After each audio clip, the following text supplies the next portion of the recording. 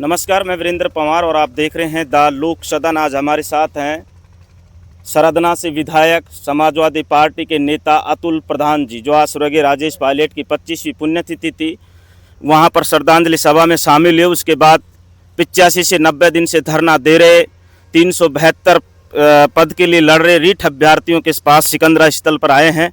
बातचीत करते हैं, महापंचायत पर भी बात करेंगे और इन विद्यार्थियों पर भी बात करेंगे कि आखिर इतना बड़ा तबका की 80 लाख गुर्जर राजस्थान में रहने के बाद भी, इतना बड़ा नेतृत्व होने के बाद भी ये समाज क्यों नेतृत्वहीन होता जा रहा है और इन बच्चों को 90 दिन से क्यों धरना देना पड़ रहा है। सबसे पहले अतुल जी, मैं सीधा सवाल आपसे करूंगा कि क्या अतुल प्रधान राजस्थान में अपनी राजनीतिक जमीन तलाश कर रहे हैं? देखिए, मैं अपनी राजनीतिक ज़मीन मेरी अपनी खुद की है और मैं एक विधानसभा से एमएलए हूँ। मेरे ऊपर वहाँ की जिम्मेदारी है और मैंने बहुत मेहनत की है वहाँ पर। तो मैं अपनी जगह पर ही चुनाव लड़ूंगा जहाँ से मैं हूँ और मेरी जिम्मेदारी भी उनके प्रति है।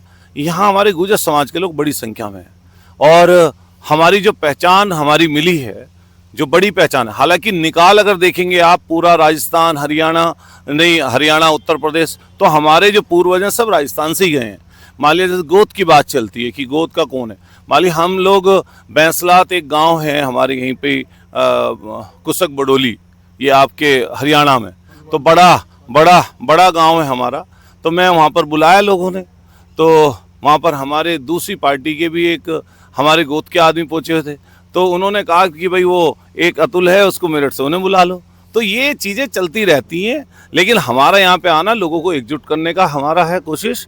और मैं निश्चित रूप से कहूँगा कि गुर्जर आरक्षण समिति के नए और पुराने लोग और जो और मेहनत करेंगे लड़के नौजवान, ये सब लोग जुड़कर इस आंदोलन को बढ़ाएंगे।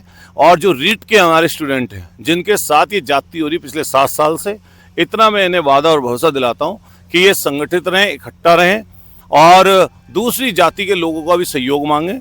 और मैं फिर निवेदन करूंगा कि जो राजस्थान में बड़े लीडर हैं, खास तौर से विपक्ष की पॉलिटिक्स कर रहे हैं, उन सब लोगों को इस आंदोलन से जुड़ना चाहिए।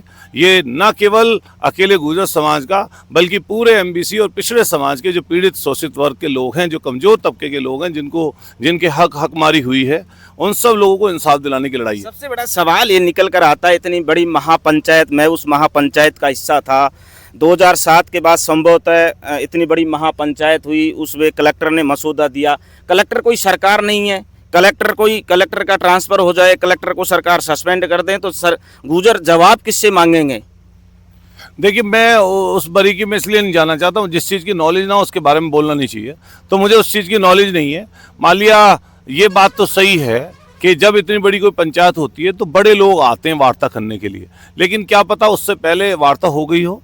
मान लिया कोई वार्ता हुई होगी तो वार्ता होने में क्या पता सहमति। और फिर विजय बैंसला का स्टेटमेंट 7 तारीख तक की शाम तक ये था कि मैं कोई वार्ता नहीं करूंगा, क्योंकि जवाहर भेड़म गाजीपुर आए थे, उन्होंने स्पष्ट मना कर दिया कि मैं वार्ता करने के लिए नहीं जा रहा। और फिर 2 बजे सभा में आते हैं, कलेक्टर का दिया हुआ मसौदा पढ़ते हैं और चले जाते हैं। मैं ऐसी कोई बात नहीं बोलूँगा इस पर जिससे कोई हम लोगों में कोई आपस में फूट डले। हम लोग सब एक हैं, इकट्ठा हैं और सब लोगों की मंशा ये है कि ये रीट के स्टूडेंट से ये 372 लड़के और साथ साथ जो गुर्जर आरक्षण संघर्ष समिति है और जो एमबीसी समाज है, सब पूरा एकजुट है। सब लोग मिलकर अगर कोई कमियां पहले रह गई हैं दोबारा वार्ता करेंगे और दोबारा उन कमियों पर वार्ता करके सब लोग आपस में सहमति बनाकर इस लड़ाई को आगे लेके जाएंगे। आप कह रहे हो मैं समाज को तोड़ने की नहीं, जोड़ने की बात करता हूँ, समाज जुड़ना चाहिए और बात भी सही है। 2007 के बाद इतनी बड़ी महापंचायत होना एक अपने आप में मैसेज था, सरकार को भी मैसेज था, क्योंकि सरकार सुबह अलग बयान दे रही थी और 2 बजे सरकार के बयान पलट गए थे। लेकिन इतनी बड़ी महापंचायत होने के बाद भी इनका धरना समाप्त क्यों नहीं हुआ? 372 जो रीट के अभ्यर्थी, जब इनकी बात ही नहीं हुई आई उसमें कुछ, तो जब इनकी बात ही कुछ नहीं आई तो ये धरना कैसे खत्म कर दें? भाई, इनकी जो जिस चीज़ के लिए पीले चावल बांटे, जिसके लिए घूमे और जिसके लिए ये लोग वहाँ धरनारत थे या यहाँ पे धरना दे रहे हैं, अगर इनकी बात नहीं आएगी तो ये कैसे मान जाएंगे किसी बात को लेकर? हमारा फिर कहना है कि कभी कभी क्या होता है ना, जैसे 10 मांगे हैं, 10 पर 5 पे सरकार ने अपनी सहमति दे दी, 5 नहीं बन पाई, तो 5 पे जिन पे सहमति दे दी उनको पूरा कर दें।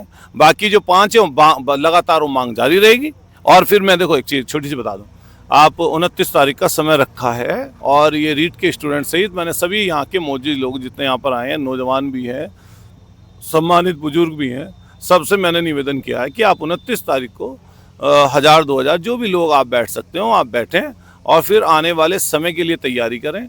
और अगर सरकार अपने वादों पर खरा उतरती है तो वेल गुड और अच्छी बात है, लेकिन अगर सरकार अपने वादों पर जो उन्होंने वादे के मसौदा भेजा था उस पर खरी नहीं उतरेगी तो मेरा अपना मानना है कि ये लड़ाई रुकेगी नहीं, ये लड़ाई बढ़ेगी।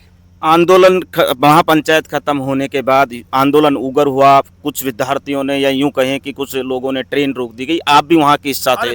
राहुल प्रकाश आईपीएस ने ये कहा कि कोई केस नहीं होगा, कोई एफआईआर नहीं होगी, फिर रेलवे कह रहा है कि हमारे पास 200 से 300 वीडियो है, हम डिटेन कर रहे हैं लोगों। मान लिया हम यहाँ बैठे अभी 200 वीडियो बना लो, कोई क्या बात है, वीडियो तो बनाते रहते हैं लोग। और फिर वहाँ क्या हिंसक हुआ आंदोलन? कोई हिंसक नहीं हुआ।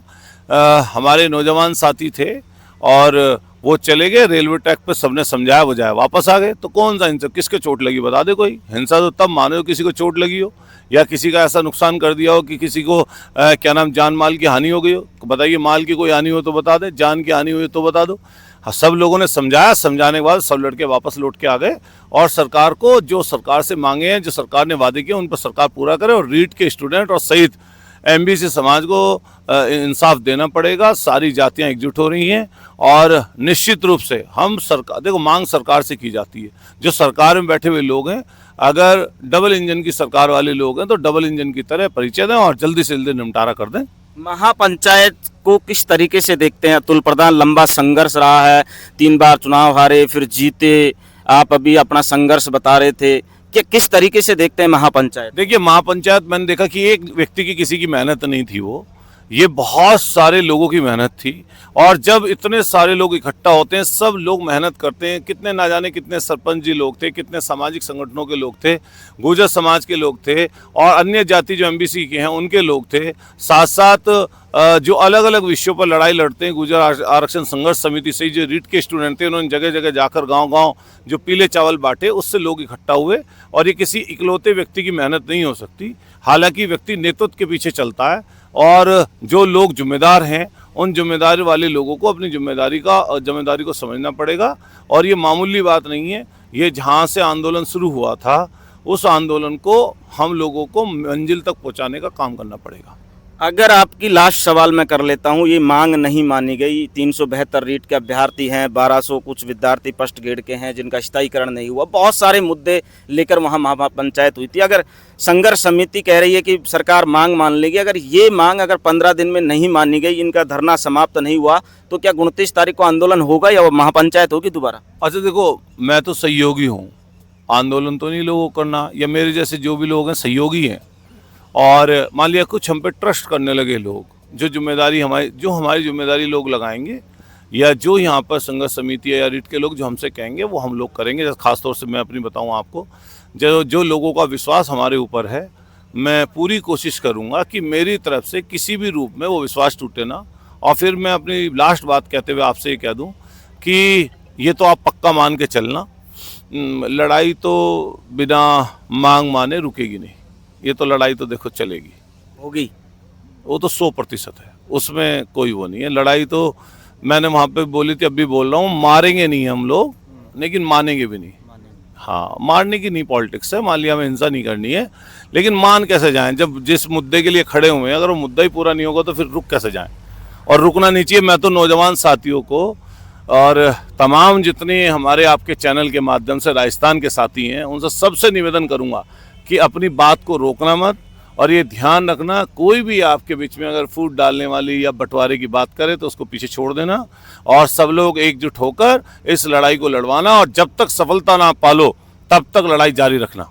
ये थे शरदना से विधायक अतुल प्रधान जी। इन्होंने गुर्जर महापंचायत पर भी बात की, आरक्षण पर भी बात की और 372 जो रीट के अभ्यर्थी 90 दिन से धरना दे रहे हैं उन पर भी बात की। नमस्कार, मैं वीरेंद्र पंवार और आप देख रहे हैं द लोक सदन।